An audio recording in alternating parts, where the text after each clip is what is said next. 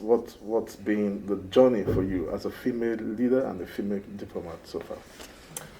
Great. Well, to start with the destination, which is Nigeria, I've been here 3 years and I'm the first female High Commissioner to Nigeria. Nigeria is our biggest mission in Africa and I'm the most senior diplomat on the continent. So my grade is the most senior. So I think that signals the importance of the UK-Nigeria relationship. So for me personally, in terms of a career progression, this is the job I wanted.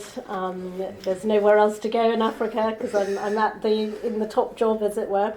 And of course, it couldn't be more interesting and more challenging. So that's the destination, sort of working backwards. Where did it all start? My interest in Africa, I think when I was about 11, we moved house from a very white sort of middle class area to a much more cosmopolitan, multicultural area. When my mother got remarried, and I suddenly had a completely different set of friends, from Ghana, from Nigeria, from India, from Pakistan, and it just completely changed my perspective, actually.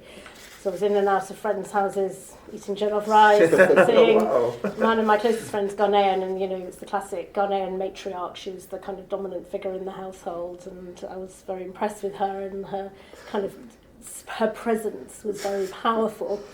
And just hearing the stories of, Ghana and Lagos, and it just hooked me completely. And I just knew, even from that young age, that I was going to work in Africa.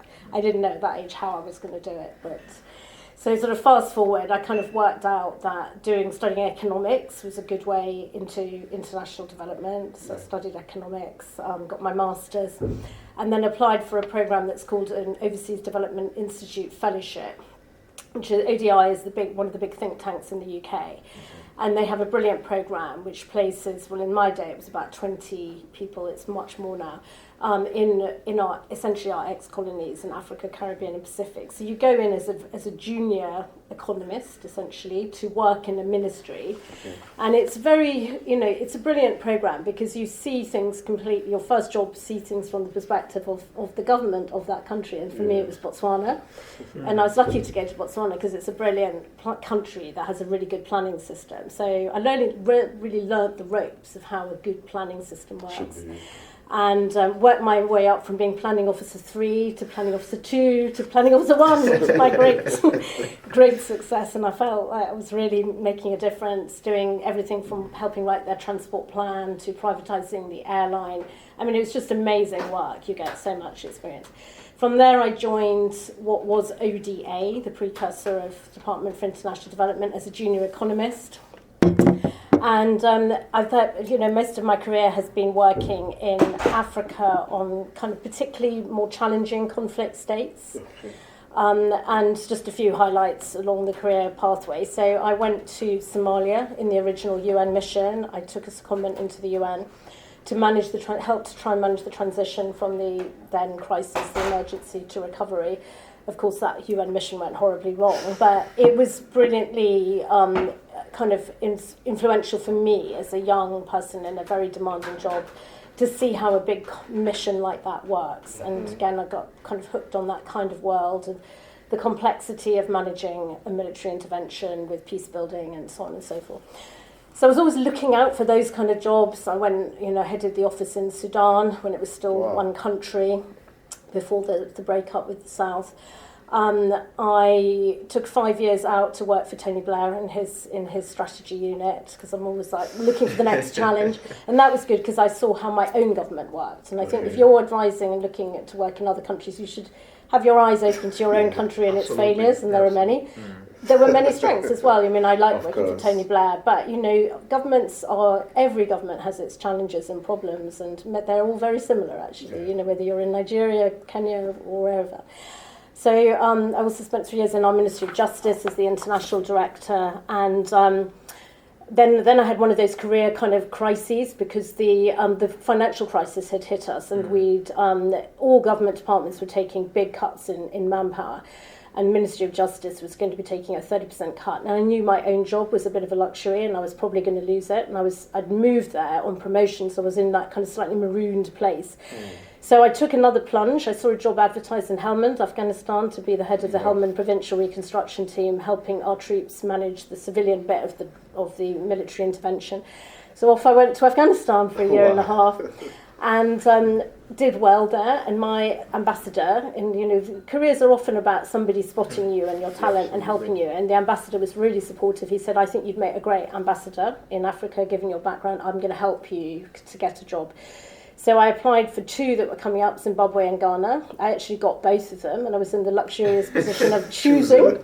But because I knew I was going to end up in Nigeria, I thought, let me do Zimbabwe. Oh yeah, I mean, I already had my eye on Nigeria, so I thought rather than do 2 West Africa back to back, let me go south. Oh, wow. And of course, I'd started my career in Botswana, so I was kind of already found Zimbabwe fascinating. And I was very lucky to end up in Zimbabwe during the transition from Mugabe to Mnangagwa, and that very interesting time. I loved Zimbabwe, it was fascinating. Adopted my daughter there, so that was another breakthrough.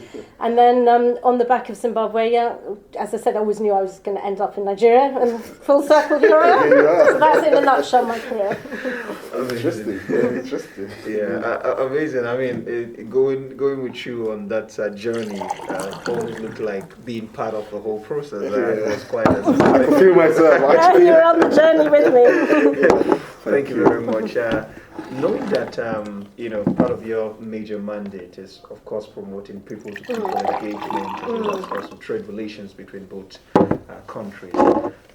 Looking at our history, Nigeria, UK trade relations, looking at where we're coming from and where we head today, how would you describe the trade relations thus far? So I think we're obviously we have a key trading partnership. It's about, I think at the moment, about 3.2 billion pounds. But to be honest, I think we're underperforming a bit. Absolutely. We should be doing much better than that. And it's still, there's a long legacy, obviously, of the oil and gas industry and those investments. So we're aiming for a much broader partnership, particularly looking to the economy of the future in Nigeria around tech and fintech in particular, creative industries. And we are actually making really good strides there. So my old alma mater, LSE, for example, has just set up a hub in Lagos, an entrepreneurship hub. So LSE now has a very big program on entrepreneurship. So they're looking for setting up hubs in many countries, including like UAE, for example. But their first one in Africa is in Nigeria. So actually, I'm quite proud of that, because that was one thing I helped set up because of the link. It shows you a good example of where a sort of alumni link is powerful. So they've just come out to do the big launch. And so basically the idea is, if you're a young entrepreneur and you've got a great idea, LSE will match you with mentors and help you raise funding and so on. And as we know, Nigeria is full of talent, and Lagos with that talent. So as we develop the trades and investment partnership, the partnership with the future, I think, is going to be much more around tech and creative industries and green bonds, following COP26. We've already helped Nigeria launch its first green bond. We're going to do more of that. The City of London, provides a platform for companies to list through the London Stock Exchange. And probably bridging in between those is, I personally feel that agriculture is a huge opportunity and is massively underperforming here. And it's the classic curse of oil. Nigeria is such a classic story. Stopped investing in its core agricultural base, which was doing well. But that also means there's loads of low-hanging fruit opportunities, and we've seen companies make a difference. So there's a joint British-Danish dairy company that's come into Nigeria, Argo, which is already transforming the dairy industry, getting much more productivity out of these raggedy old cows. Absolutely. Because they're just not being fed properly. So you get the nutrition right, you get the breeding right. They will produce much more milk and indeed, hopefully, more meat eventually. So that's just one example, and we're working on trying to raise Nigeria's standards so that they can export to meet the high standards that you need if you're going to sell to the European market. Make sure the aflatoxins, whatever they're called, those things need to be taken out. So there's many examples where we're working with trying to link UK investors to Nigerian investors with with the market opportunities in the UK.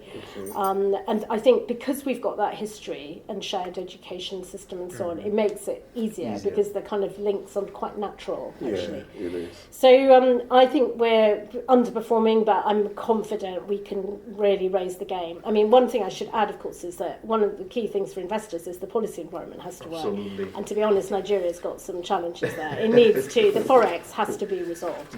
Most of the companies, their biggest problem is accessing foreign exchange, and this cannot go on. And I know the VP feels strongly about this and has been, pushing it. But we really, that when we're lobbying, that's our key message. You need to deal with the forex issue. You need to remove fuel subsidies, which are draining the fiscus, and you need to sort out all your complexity around customs and all that paperwork. Paperwork. Nigeria will take off, I think, very well once those fundamentals are in place. Wow.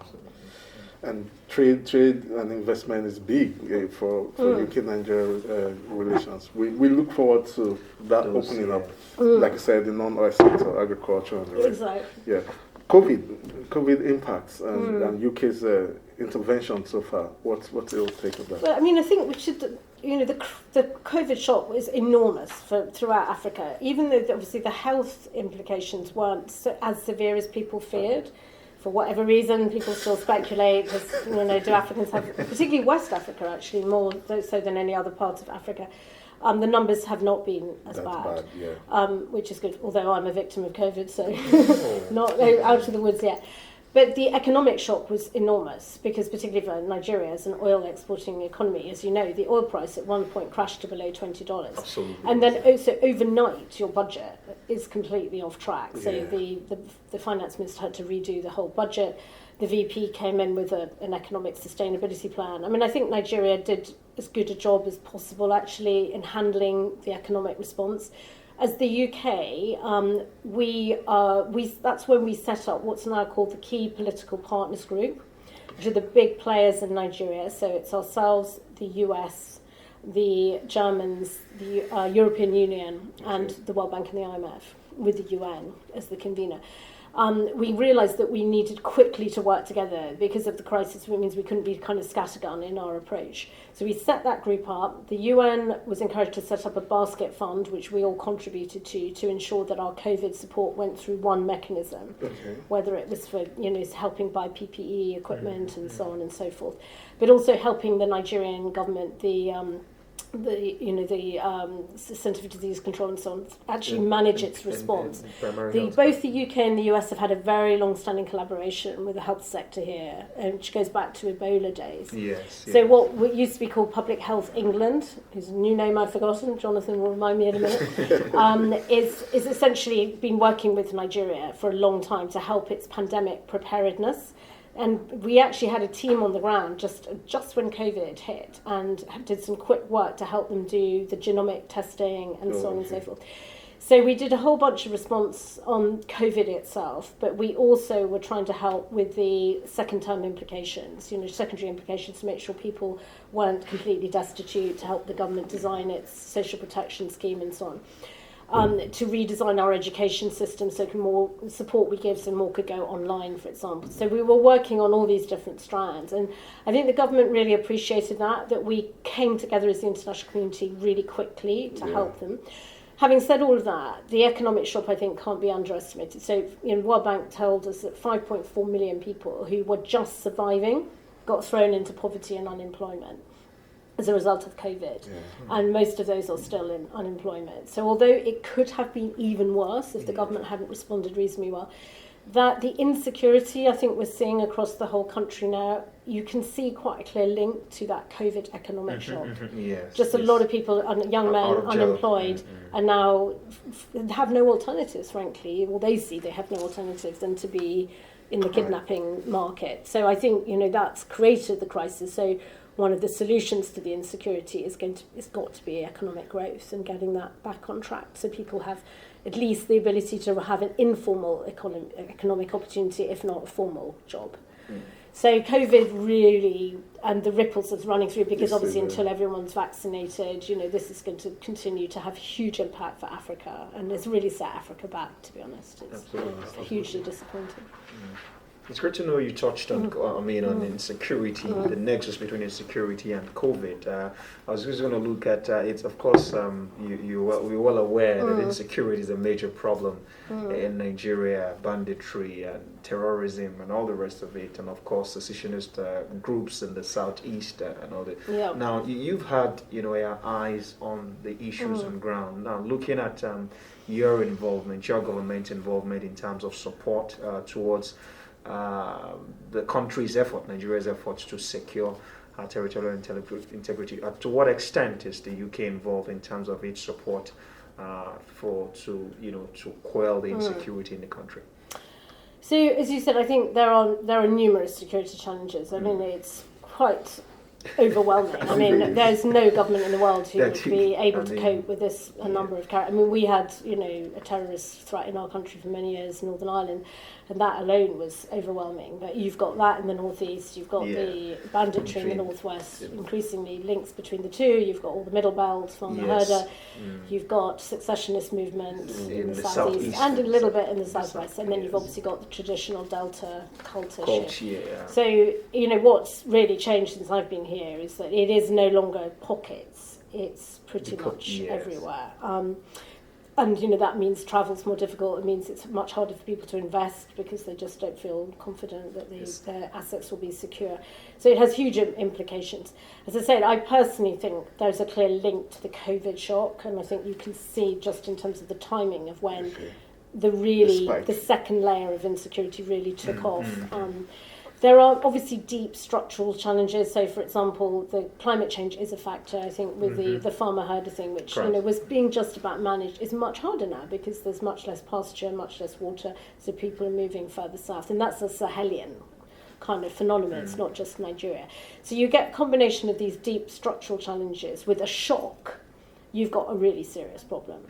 But just specifically on the northeast, so we came in as the British military following the Chibok girls kidnapping. The government asked for help, and we are still here, following that shock. And it's definitely got worse. I mean, I think what was a kind of, you might call a local kind of insurgency, Boko Haram, has become more threatening with Islamic State West Africa. Maybe less kind of directly threatening to civilians, but in a way more dangerous because they're trying to establish a caliphate and create an alternative offer to the people. So it's a complicated insurgency, and what we are trying to do, and we have a military element to it, is obviously provide training and support to the government, the Nigerian military, but also we work on what you might call a comprehensive approach. So, for example, in a place called Banki, we've worked with UNDP on securing that area. So that is one area in the northeast that is secure. It has literally a secure perimeter. Police have gone in to provide the security. We've rebuilt the infrastructure to help the government, and the government is now delivering services to the people, and people's livelihoods can carry on. So it's just one small area, but there are a few of them around, and so our approach is to help the military retake territory, but not feel they have to hold it because they haven't got capacity. Bring in the civilian support structures, and then gradually give people confidence that the government is getting gradually back on the front foot. So the military bit is only one part of it. It's comprehensive in that it's what we call a stabilisation model. The government, I think, has learnt some hard lessons. Its previous approach wasn't working. As you know, they've changed the military chiefs. They are much more conscious now that their own human rights approach matters. They need to protect civilians, not be aggressive towards them. They are holding their military to account. So we've seen a lot of change. They've asked for support from the UK and the US, and we are willing to support them. I just think it's become so entrenched now. It's almost overwhelming. So the only way to solve it is to not see that you've got to recapture the entire Borno region, break it down, small objectives, step by step, gradually reclaim stability. That's our kind of approach in helping in the northeast. Frankly, there is also a bit of a war economy going on, so those who are benefiting from the current system, have to be held to account as well. But there is a very good governor there, Governor Zulum, who we're working with on all this civilian part of it. He's very straight. He's not corrupt. And I think he's doing a good job, and is working much better with the military now. So we're coming at it from both angles. In terms of other support, so the middle belt, I personally think the big solution there is through the economics. So the livestock transformation plan needs to be dusted off and rebuilt, and we need to get investors in. And as I said, we have got some investors interested in states like Kaduna to do ranching. Okay. The only way that this is going to be solved is through providing alternative livelihoods for the Fulani herdsmen, frankly. It's not the only part of the solution, but it's crucial, because otherwise it just won't. So again, economy matters.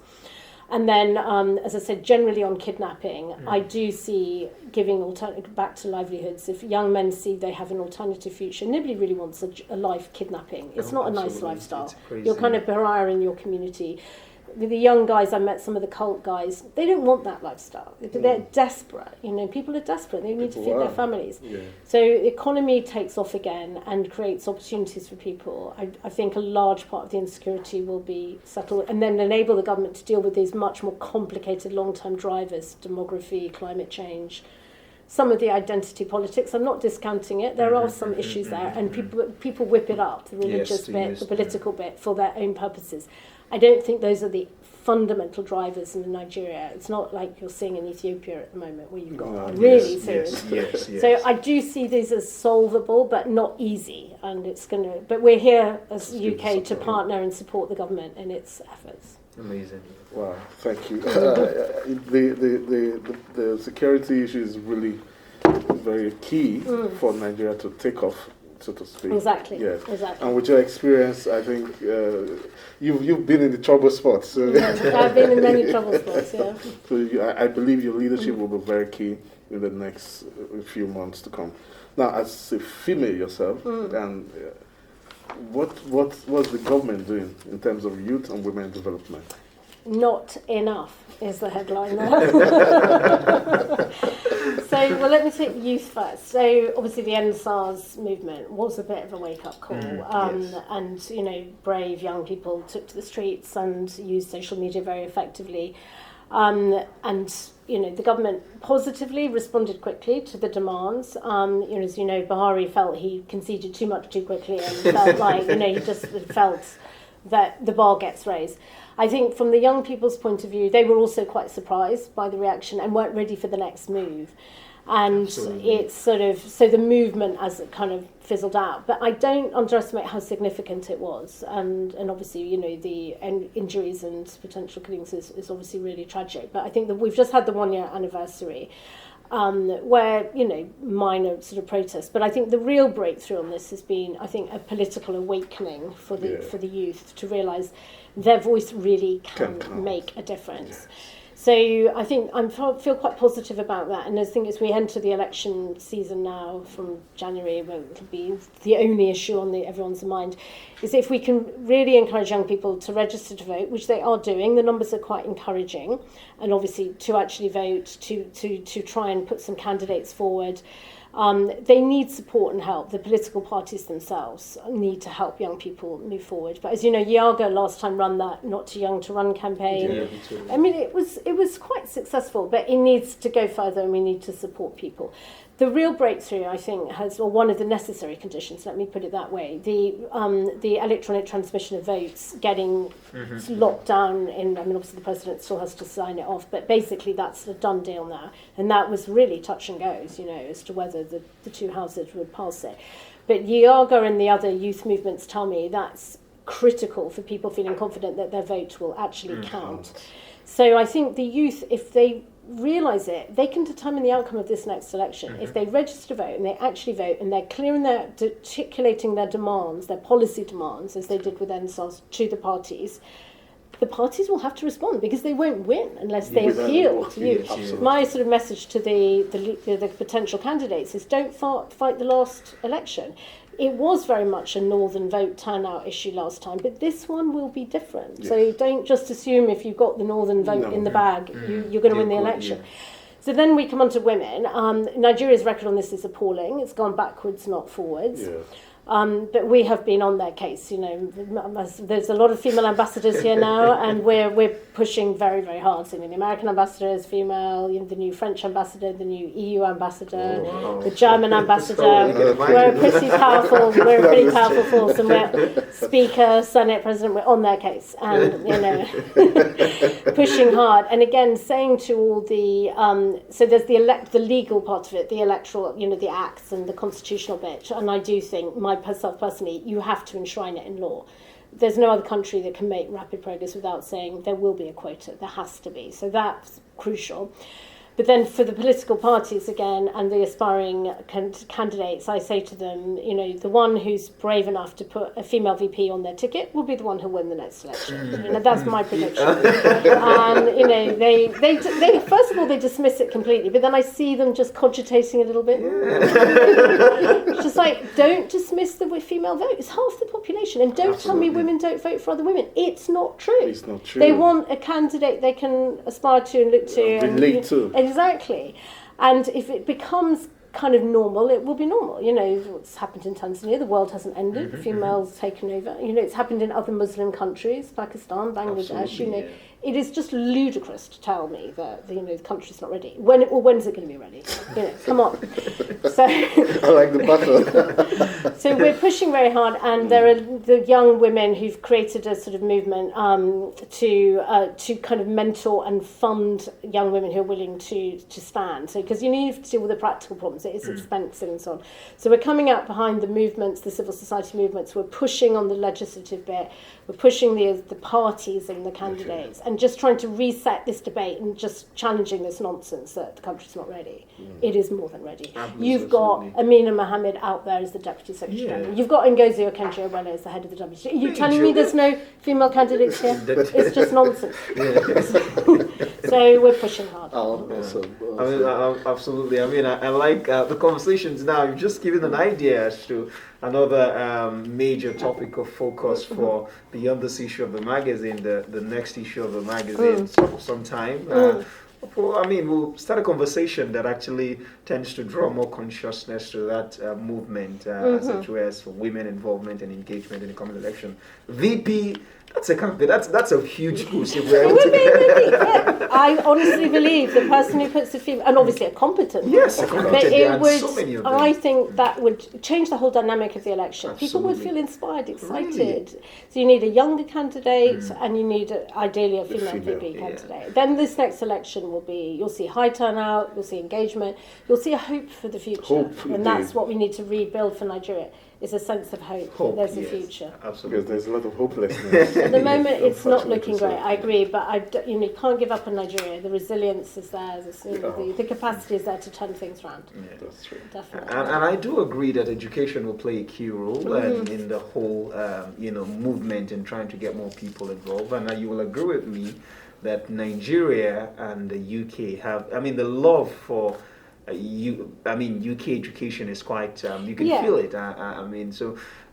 What would you say, how can much more people get access to, of course, because of the quality education that your country is exposed to? So, well, as you know, we've got very strong education links, and we've many of the Nigerians in senior positions have studied in the UK. Alumni of our top universities. We have, of course, our flagship Chevening program, which is our one-year master's postgraduate program, and many good Nigerians have gone through it. In that program, what we're looking for is not just very bright people, but people who will give back to their country. That's the deal. You study and then you come back and you give back, whether you're in the public sector, the civil society, or the private sector. And we've had some brilliant Nigerians go through that.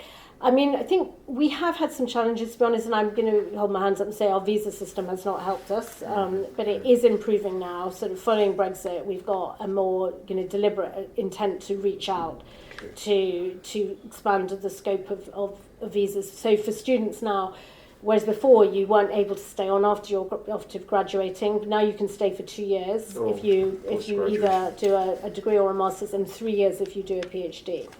So that makes a big difference, because nobody necessarily wants to just come straight back. Yes, you want to give back to your country, but the ability to set up your own business or take a job with a top company. Yeah.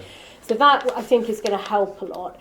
I think we need to link the education bit to two other areas. One is research. I'm keen to build very strong research partnerships, so with top research institutions here and in the UK, and that's a big theme for this government. Science partnerships, tech partnerships with countries that have that capability. So we're already doing it on the health sector. As I said, Nigeria is one of our focal countries for genomic testing. Okay. So building on that, I think we can go a lot further on health collaboration, not just in COVID, but in other difficult diseases and so on and so forth. You've got brilliant scientists here, and we've got top-of-the-notch scientists. So a young Nigerian who does their PhD in sort of the health sector coming back and establishing a research partnership. So that's one area I'm keen to develop. And then I think it's then linking it to solving specific problems like climate change, and not just the health side. So we have, I don't know if you followed the Earthshot Prize, which is the thing that Prince William set up to encourage competitors to come in with a brilliant idea. Yes. So one of the shortlisted guys was a young Nigerian guy. He's got this thing called Ready, which is a sort of kind of mobile solar kind of concept. Okay. So he's been out for COP26. There was a big reception, but he didn't actually win, but he's had massive exposure. And again, it's a kind of an example of a young Nigerian kind of solving a public good problem. So kind of linking those kind of entrepreneurs up, and I mentioned that LSE hub, where you can get these young entrepreneurs linking and getting their ideas funded and mobilised. So it's not just education per se, it's about where education leads us in terms of solving problems, big research partnerships, and then obviously getting the private sector investors in behind that to roll out those solutions. So I see the massive opportunities in this sector, and I say not just education, but what education can lead to. Yeah, I totally agree, because the last conference, that convened by the Prime Minister and of course the President of Kenya. Global Education Summit. Dealt massively about private sector and investment in education, which is key. Exactly. A lot of people are not looking at that. And of course, the other really high priority for us is particularly girls' education. Not that we don't care about boys, we do care about boys, but we know that once a girl studies, she's much less likely to have children at a young age, to marry young. Every year of education, I think, increases her income by 20%. And, a young mother will have much more healthy children. So there's a particular payback to getting girls educated, yes. And that for our Prime Minister and our new Foreign Secretary is a huge priority. And we have massive education programs here in Nigeria. So that's always been one of our focal. So it's the foundation in school then, but on to tertiary and higher education as well. I'm keen to see the whole end-to-end of Thank it. you. Okay, COP26, we'll be rounding up another question or two. But COP26 is ongoing right now, and it's about the only opportunity for the world to really change the dynamics and the narrative. What's again, the UK has shown great leadership with the hosting and how it's gone so far. What does it represent for African countries, especially Nigeria? What's going on? What's your take, Janelle? So as you said, it is the last great hope. I mean, there's never you never reach that final endpoint, but certainly 6 years on from Paris, because obviously we delayed last year. The signs are very worrying. I mean, we can't hide. We're on track to a really serious global calamity if we cannot stabilise at between 1.5 and 2. So I think the big breakthrough, for this COP is that there's no longer a debate about this climate change. I mean, there's a few crazies out there who still deny, but we've moved on from that. So it is all about how can we work together to solve this problem. There have been a few specific breakthroughs. The forestry announcement, which is 130 countries sort of talk about deforestation ending by 2030. 2030, yeah. Yeah, but the really important thing in terms of what's different about this announcement is that the private sector has come in behind it, because that's the only way you solve this problem. So the actual supply chains being sort of checked to ensure that it's only sustainable forestry involved. And secondly, the big kind of funders, pension funds and so on, who invest in products, making sure that their funding will only go to sustainable forests. So that's one part of it. And then also the other breakthrough, so the Congo Basin, we are actually developing a program that people will be paid to protect their forests. So in recognition that you're serving a global public good, Because the reason forests matter, for two reasons. One, chopping them down obviously increases climate emissions, and that's it's a big problem for Nigeria. So about 50% of your emissions come from unsustainable land use. So that's part one. But the other part of the problem, the solution is, though, that the forests act as a sink, a natural sink. So by reforesting, you also create more capacity to absorb the CO2 emissions. And I think it's something 7.6 billion tons of carbon are actually absorbed through forests. So the only way we'll solve and stabilise the climate is by including the forestry bit, both stopping deforestation and reforesting. So for Nigeria, this really matters, as I say, because this is a big issue for you in terms of your emissions. Although obviously, energy is part of it, and gas flaring is definitely a huge problem. You can't solve it. And in your own national determined contribution, forestry is a very big part of it. So Nigeria has signed up to that forestry commitment. We've also had a bit of a breakthrough on methane from cows, and a sort of reasonable deliverable on coal, to at least for countries to stop funding new coal-powered power stations.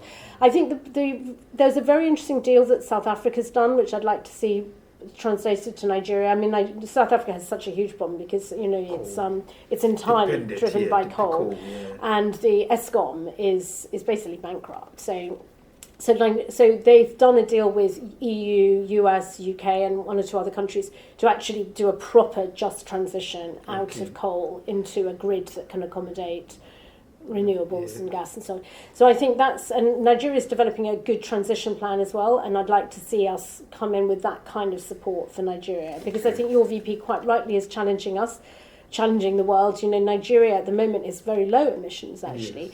And it will need to go through a transition using gas. We have to be realistic. But gas is better than what's happening now, which is particularly for cooking, is all the most damaging kind of, including deforestation. So I think your VP is actually a very powerful, pragmatic voice on this, and I personally would like to see us take that South Africa model and try and help Nigeria manage this transition. Yeah. Okay, finally then, Nigeria's election is 2023. The heat, we can feel it everywhere.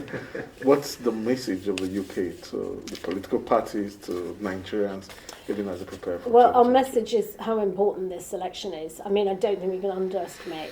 So Nigeria's been on a democratic journey since 1999, and I don't think gets enough credit for actually sticking with this.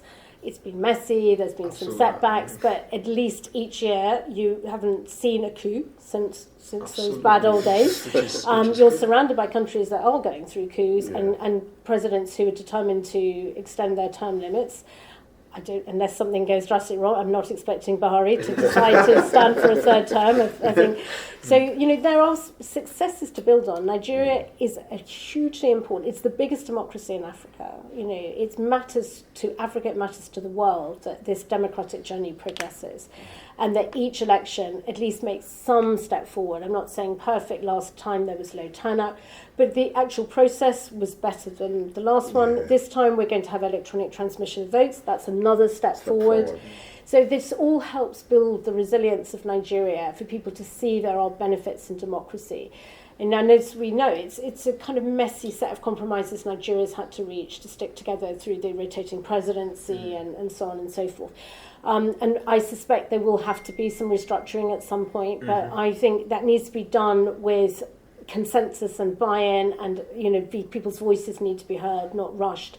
So I think the key for me is to have a good election with high turnout, particularly from the youth and from women, with a leadership that can set an agenda for the future, but an agenda that is about holding Nigeria together. And this election, therefore, really, really matters, because it'll be about that hope and ability to reset for the future.